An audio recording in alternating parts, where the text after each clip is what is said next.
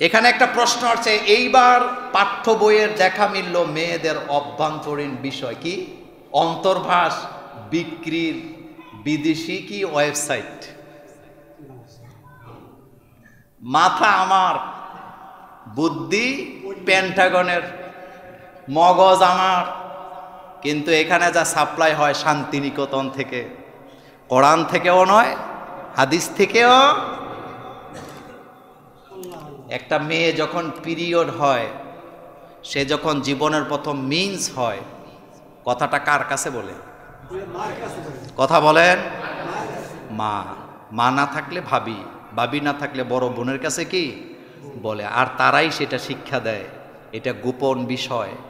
এই পিরিয়ড এটা নতুন নয়, মা হাওয়া আলাইহিস সালাম থেকে শুরু হয়েছে। জান্নাতে মা হাওয়া আলাইহিস সালাম যখন গাছের পাতা ছিঁড়ে লজ্জাস্থান ঢাকছিলেন, তখন থেকেই কি শুরু হয়ে গেছে। আর এটা হলো আমরা দুনিয়াতে আসার একটা রাস্তা। আমরা দুনিয়াতে আসার, যেই মেয়েদের নিয়মিত পিরিয়ড হয় না, ওদের কিন্তু বাচ্চাও কি, এটা কি জানেন তো, বুঝেন তো কথা? এটা গোপন বিষয়। গোপন বিষয়টা গোপনই রাখা লাগে, কিন্তু এটাকে প্রকাশ করে দিয়ে নির্লজ্জতায় ভরে দেওয়া হয়েছে। ওই দিন দেখলাম একটা আর্টিকেলে পড়ে, সেখানে লিখছে এখন থেকে মেয়েরা যখন মিন্স হবে মায়ের কাছে বলার দরকার নেই, আব্বার কাছে যায় কম। তো তোরে জুতা দিয়ে ফিরাইতাম মন চায় আমার। আব্বার কাছে কেন বলতে হবে? বন্ধু বান্ধবের কাছে বলতে হবে নাকি? তোর মাথা ঠিক আছে? তোর মাথা ঠিক আছে? নির্লজ্জ জাতির কখনো ঈমান থাকতে, হায়া লজ্জাটা ঈমানের অংশ কিনা চিৎকার দিয়ে বলেন তো।